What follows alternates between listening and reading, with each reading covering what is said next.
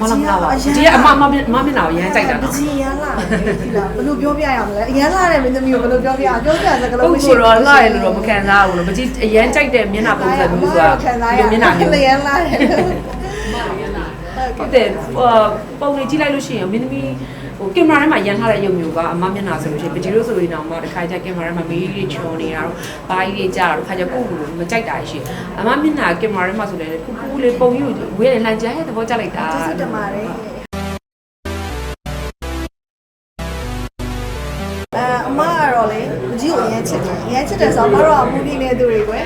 ်အမရဲ့မွန်သွေးပါဟုတ်တယ်မွန်သွေးပါတယ်ပေါ့နော်အမတို့မော်လမြိုင်ဆိုင်ရလဲရွှေဒါရွှေရလဲဒီမေပကြီးရဲ့ပြိတ္တတွေဆိုတာအများကြီးရှိတာအဲ့တော့ပေါ့အမလုံးမအောင်ထားခဲ့လို့မရအောင်မေပကြီးဆိုတာခေါ်ရမှာနော်ပကြီးနော်ဟုတ်ကဲ့အဲ့ဒါကြောင့်အမလည်းရင်းချစ်တယ်ဖြစ်ခေါ်တယ်ပကြီးကအမရဲ့ဆိုင်ကိုအရင်တော့လည်း blog ရိုက်ပေးဘူးလေပေါ့နော်ရိုက်ပေးဘူးလေပြီးတော့ဒီဆိုင်ဖွင့်ပွဲကအရှိမဟိုချိတ်ထားပြီးတော့မှပကြီးအကြောင်းနဲ့ကြောင်းနောက်ကျွေးရွှေနေဒီချိန်ကြီးရောက်လာတာပေါ့နော်အမတို့ဆိုင်မှာဆိုလို့ရှိရင်ပကြီးတို့မလုပ်ခင်တည်းကရန်ကောင်းတဲ့ review တွေအများကြီးပကြီးတို့ဟိုပါတယ်ကြားရတယ်ပြီးတော့ပကြီးဒီတငယ်ချင်းတွေမိတ်ဆွေတွေဆိုလို့ရှိရင်လည်းအမရဲ့လက်ရနဲ့လှပနေတဲ့ရခုံမွေးလာပါနေတဲ့လူတွေလည်းအများကြီးရှိရပေါ့နော်အဲကြောင့်မလို့ဒီဆိုင်လေးကိုဂုဏ်ယူမြောက်စာနဲ့တက်ရောက်ဖြစ်တာပါရှင်ရခုံကတော့လေဟိုပေါ့ဘယ်လိုပြောမလဲဟိုအလားမပြင်းပေါ့နော်မျက်နှာတစ်ခုမှဆိုလို့ရှိရင်သူကအနာသက်မြင်းလို့ပဲဖြစ်နေတာပေါ့နော်ဆိုတဲ့ခါကျတော့မျက်နှာတစ်ခုပေါ်မှာဒီမျက်ခုံးလေးကတည်တတ်တယ်ဆိုရင်ကိုတိတ်ပြီးတော့ပြည့်စင်စရာမလိုဘဲနဲ့ပေါ့နော်တည်တတ်နိုင်တယ်လှပနိုင်တယ်ဆိုတော့လေဒီအားကြောင့်ခုနောက်ပိုင်းဆိုလို့ရှိရင်တော့လူသမီးတွေကလုံးဝအလားမပြင်းနိုင်ဘူးဆိုရင်တော့အနည်းဆုံးတော့မျက်ခုံးကိုလှုပ်လာကြတာပေါ့ဟိုပြောချင်တာမျက်ခုံးမွေးလာရင်ဆိုရင်တရင်တို့ထားကြည့်တော့လှနေတာပေါ့နော်အဲ့လိုမျိုးဟိုအသားရည်လေးကောင်းမယ်ပြီးတော့ဟို main ကလေးတွေကလည်းမျက်ခုံးမွေးဆွဲတာမညီတာတို့ဆွဲရတာပြင်းတဲ့ main ကလေးတွေကတီးတန့်ချီတယ်ပကြီးတို့ဆိုလို့ရှိရင်လည်းမျက်ခုံးမွေးဆွဲရတာဘယ်တော့မှလည်းမညီဘူးအရင်တော့ပကြီးပုံတွေကြည့်တယ်ဒီရောက်တယ်မျက်ခုံးမွေးအဲ့ဟို main ကလေးတယောက်ကဒီမျက်ခုံးမွေးကိုဟိုတေးချာလေးပကြီးတို့ဒါအမားတို့လက်ရလေးမျိုးအများကြီးဒီလိုမျိုးဆွဲလာကြတယ်တတူထူလာကြတယ်အဲ့လိုမျိုးပုံစံတွေဆိုလို့ရှိရင်လေဘယ်ချိန်ကြည့်ကွာမျက်နှာလေးကမြခုံးမွေးကရှိနေတော့လေနှကန်းကြီးလေးစိုးလိုက်ပေါ့အဆင်ပြေပေါ့နော်အဲ့လိုစိတ်နေတယ်နောက်ပိုင်းမှာအရန်လောက်လာကြအပကြီးဆိုလည်းအရန်ကြိုက်ပါတယ်ဟုတ်ကဲ့ပါရှင်လိုသေးပါရဲ့ရှင်ရဲလာနေတာအရန်မြဲလာနေတာလေဒီလား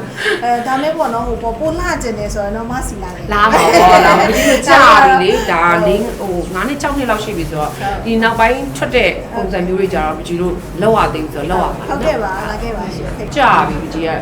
6နှစ်9နှစ်လောက်ကိုရှိပြီဟုတ်ပြန်ပြီးတော့ color correction လေးတွေပြန်လုပ်ရမယ်ပြီးလို့ရှိရင်ပုံစံလေးလည်းပြန်အခုဆိုအမြင်လေးအရန်ထုတ်ကြဟုတ်တယ်အမြင်လေးအရန်တဘာဝဆက်ပေါ့နော် natural ဆက်လေးကလေးတွေအရန်ကြိုက်ကြတယ်ဟုတ်အမတို့ဆိုင်မှာတော့ခေါင်းစချီစုံအကုန်လုံးရတယ်လက်သေးချီသေးလည်းရတယ်စပင်ပိုင်းလည်းရတယ်ပေါ့နော်ပြီးလို့ရှိရင်လည်းဒီခုနကတော့ပြောရမြခုံး liner နှက်ခမ်းရောင်သွင်းပြီးလို့ရှိရင် facial treatment အစုံရပါတယ်ရှင်အမတို့ဆိုင်မှာလေဈေးနှုန်းလေးတွေကလည်းအားလုံးတင်ပြီးတော့မှရွေးချယ်လို့ရပါတယ်ကိုတက်နိုင်တဲ့ဈေးနှုန်းလေးကနေစတင်ပြီးတော့ရွေးချယ်လို့ရအောင်အမတို့စီစဉ်ပေးထားပါတယ်ဒီကတော့မတို့စီမှာဆိုလို့ရှိရင်မျက်ခုံးကတော့အရန်ပကြည့်ပဲအချိန်ပဲပြောရွှေပြီးဆိုလို့ပြောပြီးဆိုတာ ਨੇ မျက်ခုံးအရန်မိုက်တယ်ပေါ့နော်မျက်ခုံးကတင်းတင်းလေးပြန်ပြီးရနော်အဲ့ဆိုဒီတငယ်ချင်းတွေရစာမစီမှာထိုးထားတယ်မတို့စီမှာဆိုပြောလိုက်တာမျက်ခုံးတက်ပြီးတော့ဟောပေါ့ပကြည့်တော့အဲ့မျက်ခုံးနဲ့ပတ်သက်ပြီးနည်းလေးလုပ်ချင်တယ်ပြီးတော့ဒီပေါ့စပင်မိုင်းပေါ့နော်အရှိမှာဆိုလို့ရှိရင်ပကြည့်တို့ကြီးမိတ်ကက်ဆရာကြီးပါဆိုစပင်လာကောက်တယ်လေဒီကမှာအရင်ပုံကြတယ်မိုက်တယ်ကာလာချင်းတာတွေအစားအဲ့ဒါလေးပေါ်ကြပါတယ်အဆင်ပြေအောင်ကောက်ဆွလာပဲဟုတ်လို့ရလာနေပါရှင်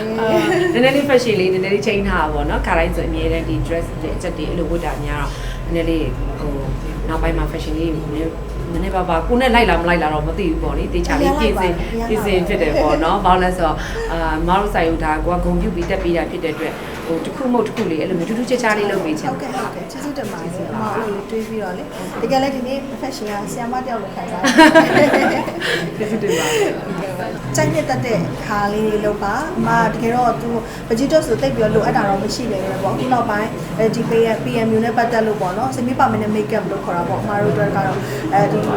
ီမင်းသမီးတွေဆိုတော့အများအားလှနေဖို့လိုအပ်တယ်เนาะဒါမျက်နှာတက်ထားရင်တော့မလှနေဖို့လိုအပ်တာဖြစ်တဲ့အတွက်ဒီ liner ပဲဖြစ်ဖြစ်မျက်ခုံးပဲဖြစ်ဖြစ်ပကြီးလိုအပ်တာကိုအမတို့ဘက်ကနေလုပ်ပေးဖို့တော့စဉ်းစားပါမယ်ရှင်ဟာမလားပါဒီကအမမျက်နှာကိုရမ်းကြိုက်တာနော်ပကြီးရမ်းလာတယ်ဒီလားဘယ်လိုပြောပြရမလဲအရမ်းလာတယ်မင်းသမီးကိုဘယ်လိုပြောပြစကားလုံးမရှိဘူးတော့လှရလို့တော့မခံစားဘူးလို့ပကြီးအရမ်းကြိုက်တဲ့မျက်နှာပုံစံမျိုးဆိုတာဒီမျက်နှာမျိုးရမ်းလာတယ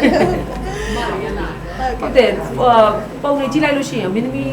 ဟ ကင်မရာထဲမှာရန်ထားတဲ့ရုပ်မျိုးကအမမျက်နှာဆိုလို့ရှိရင်ပကြီးလို့ဆိုရင်တော့တခါကျကင်မရာထဲမှာမီးလေးချွန်နေတာတော့ဘာကြီးလေးကြာတော့ခါကျကိုယ့်ကိုယ်မကြိုက်တာရှိအမမျက်နှာကင်မရာထဲမှာဆိုလည်းပူပူလေးပုံယူဝေးလှန်ကြတဲ့သဘောကျလိုက်တာ ကျေးဇူးတင်ပါတယ် ဒီဆိုင်လေးပေါ့နော်ဆိုင်ပွဲတွေကလည်းအများကြီးရှိပြီးသားပါဒီထက်မှကလည်းဆိုင်ပွဲတွေအများကြီးချက်မှန်ဖွင့်နေနိုင်ပါစေဒီတိုင်းကျောင်းတွေလည်းအများကြီးပေးနိုင်ပါစေ